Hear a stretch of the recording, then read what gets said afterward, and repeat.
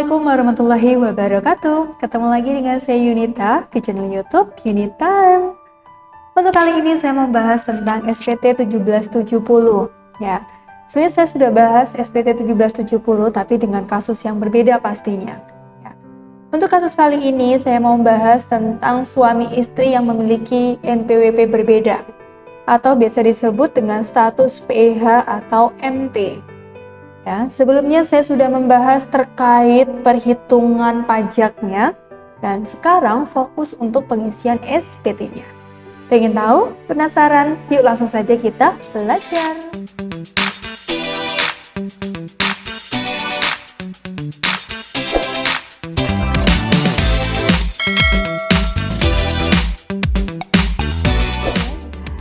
Kali ini saya mau menjelaskan tentang pengisian SPT wajib pajak orang pribadi dengan status PHMT. Apa sih PHMT itu? Anda bisa melihat video saya di atas sini. Ya. Kemudian di sini ada soal ya, identitas wajib pajak Anton Wirawan, kemudian data keluarga, rincian harta pada akhir tahun, kemudian ada rincian hutang pada akhir tahun, ada rincian penghasilan, yaitu ini penghasilan dari PT Merdeka. PT Merdeka itu yang kerja adalah istrinya ya. Kemudian laba bersih sebelum pajak dari usaha Tuan Anton Wirawan ada sekian. Ya, omset tahun 2017 usahanya ada 4.950.000.000, angsuran pajaknya ada 23.305.930, dan ada bukti potong PPh pasal 23 yaitu dari CV Adiatma 87.000 dan ada PT Berkah 250.000. Instruksinya yaitu buatlah perhitungan PPh pasal PPh akhir tahun 2018, isilah SPT tahunannya. Di sini sudah dilampirkan yaitu laporan laba rugi milik usaha Anton Wirawan. Ya, ketemu laba bersih sebelum pajak ini 346.825.000. Pajak terhutangnya dapat dari mana ini? Dapat dari perhitungan yang sudah saya hitung sebelumnya di video yang di atas ini, bisa Anda klik kalau Anda ingin tahu cara perhitungannya. Kemudian di sini ada neraca yang dilampirkan ya. Jadi pada intinya kalau suami istri itu beda NPWP, kemudian statusnya itu disebut PH atau MT ya, milih salah satu. Kemudian karena suami istri memiliki NPWP yang berbeda, maka pajaknya jadi lebih besar. Dan cara perhitungannya sudah saya bahas di video sebelumnya. Hari ini fokus untuk pengisian SPT. Yang saya bahas di video sebelumnya yaitu ini perhitungan PP akhir tahun. Ya, seperti ini ketemu PPh terhutang suami 34.871.969 rupiah. Sedangkan PPh terhutang bagi istri 5.745.844 rupiah. Ya, maka total keseluruhannya jadi 40.617.813 rupiah. Maka selanjutnya kalian ya, ini SPT untuk suami terlebih dahulu ya. Untuk perhitungan PHMT di sini disuruh mengisi ya. Jadi kalau statusnya PHMT harus diisi kolom yang ini ya, sheet yang ini. Penghasilan netonya yaitu penghasilan neto dalam negeri dari usaha dan atau pekerjaan bebas ya. Jadi yang punya usaha atau pekerjaan bebas ya, usaha itu misalkan punya bisnis dagang, punya toko gitu ya. Kalau pekerjaan bebas ini seperti kayak tenaga profesional, misalkan pengacara, dokter, notaris gitu ya, akuntan gitu. Nah, di sini tadi suaminya memiliki usaha di mana penghasilan netonya bisa Anda ambil dari soal ini ya, 346.825. Atau Anda bisa ambil dari ini. Ya, kalau penghasilan istri ya itu tidak dari usaha dan pekerjaan bebas, yaitu adanya dari pekerjaan ya. Karena istrinya bekerja di PT Merdeka tadi, di mana penghasilan neto setahunnya 57.146.252. Penghasilan neto dalam negeri lainnya tidak ada ya, di soal tidak menjelaskan penghasilan lainnya, hanya dua itu aja. Maka Penghasilan neto dari luar negeri juga tidak ada penjelasan pembayaran zakat, maka jumlahnya tinggal ambil dari atas ini. Ya, sebenarnya jumlah 1 ditambah 2 ditambah 3 ditambah 4 dikurangi 5, karena 2 sampai 5 nggak ada, maka kita ambil langsung saja nominalnya. Kompensasi kerugian, kalau punya usaha tadi miliknya suami, punya usaha yang rugi di tahun sebelumnya, maka kerugian di tahun sebelumnya bisa mengurangi laba di tahun sekarang dan bisa dikompensasikan sampai 5 tahun ke depan. Gitu. Karena kerugiannya tidak ada, jumlah penghasilan neto otomatis sama dengan penghasilan suami dan istri ini, ya. Selanjutnya, di poin B yaitu jumlah penghasilan neto suami dan istri, ya, maka Anda bisa peroleh dari A8, ya, jadi dari A total ini ditambah ini, ya, 8384, ya, A83 A84, berarti kita total penghasilan suami ditambah penghasilan istri, ketemu ini. Kemudian penghasilan tidak kena pajak bisa kita cek dari perhitungan sebelumnya. Penghasilan tidak kena pajaknya totalnya 121.500.000, ya, bisa kita pindahkan di sini.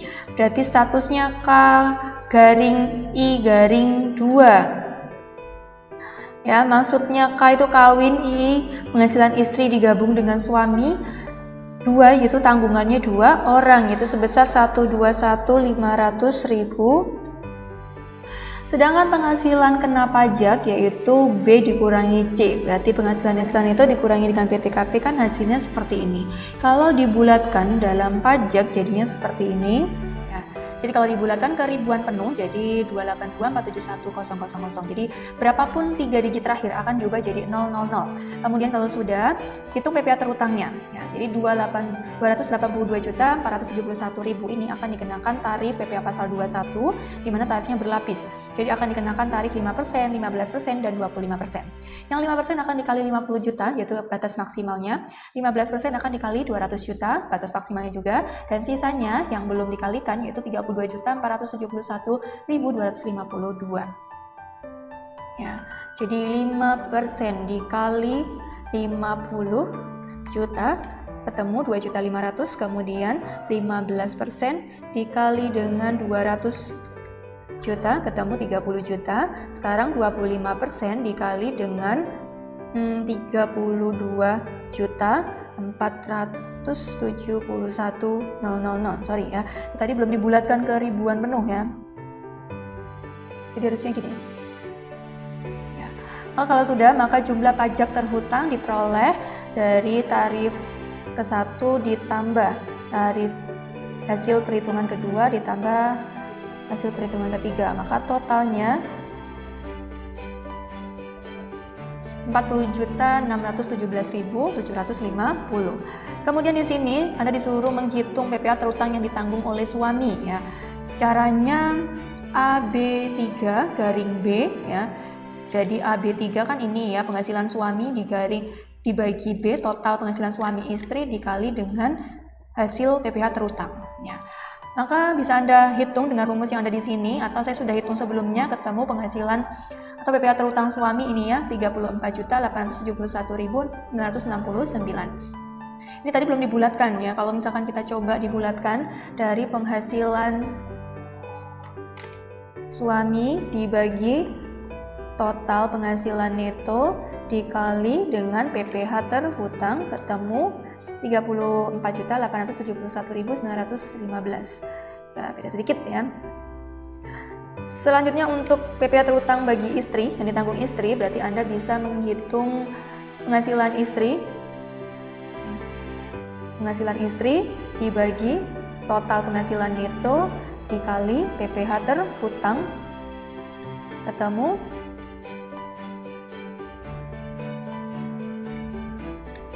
5.745.835, ya. Jadi yang boleh dibulatkan adalah PKP-nya, penghasilan kena pajaknya. Untuk pajaknya Anda bayar ya sejumlah ini, gitu ya. Kalau transfer ya sejumlah ini. Kalau mau dibulatkan lebih baik dibulatkannya ke atas saja, karena kalau Anda kurangi sendiri ya berapa digitnya nanti malah kurang bayar jadinya. Kalau sudah ketemu perhitungan PHMT-nya, maka bisa lanjut ke formulir 1770 Romawi 5 ya. Jadi di sini tulis tahun 2018, bulannya 1 sampai 12. Jadi bulan Januari tahun 2018 sampai 12 tahun 2018. Ya, kemudian di sini sudah ada NPWP dan nama wajib pajak. Harta pada akhir tahun Anda bisa melihat dari data yang ada di soal di sini ya. Jadi Anda masukkan harta miliknya suami saja, yaitu tanah sampai dengan kas tunai yang Anda inputkan di SPT-nya suami ya. Tanah sampai uang tunai, benar. Kemudian nanti di total penghasilan keseluruhannya, total hartanya berapa. Kemudian untuk kewajiban utang pada akhir tahun, di sini ada hutang ya. Hutangnya yaitu hutang di BRI miliknya istri ya, dilaporkan di SPT istri, kemudian hutang di koperasi juga dilaporkan di SPT istri. Maka di SPT suami untuk kewajiban atau hutangnya dilewati. Di skop daftar susunan anggota keluarga tetap dicantumkan nama anggota keluarga dari Nisutejo, istrinya, pekerjaannya pegawai, Amanda, anak kandung pelajar, Amir Santoso ya, dia ayah kandung ya. Jadi ayah boleh menjadi tanggungan selama tidak memiliki penghasilan kembali ya. Jadi di sini. Selanjutnya di formulir 1770 Romawi 3. Nah, di sini adalah membahas tentang penghasilan yang dikenakan pajak final, penghasilan yang tidak termasuk objek pajak, dan penghasilan istri atau suami yang dikenakan pajak secara terpisah. Ya, di sini akan diisi jika NPWP suami istri itu sama ya, NPWP suami istri jadi satu, maka ketika istri bekerja dipotong pajak oleh perusahaan tempat kerjanya, maka masuk di sini. Tapi ketika suami istri memiliki NPWP secara terpisah berbeda, maka masuknya di sini ya. Penghasilan istri atau suami dikenakan pajak secara terpisah, maka masukkan penghasilan neto dari istri yaitu sebesar 57.146.252. Selanjutnya untuk penghasilan yang tidak termasuk objek pajak ya, tidak ada informasi di soal ada bantuan, sumbangan, klaim asuransi, beasiswa tidak ada, maka dilewatin. Lanjut ke formulir 1770 Romawi 2 yaitu terkait daftar pemotongan atau pemungutan PPh oleh pihak lain. PPh yang dibayar atau dipotong di luar negeri dan PPh yang ditanggung pemerintah ya. Di soal menjelaskan ya, ada bukti potong PPh pasal 23 yaitu yang memotong adalah CV Adiatma milik NPW sekian sebesar 87.000.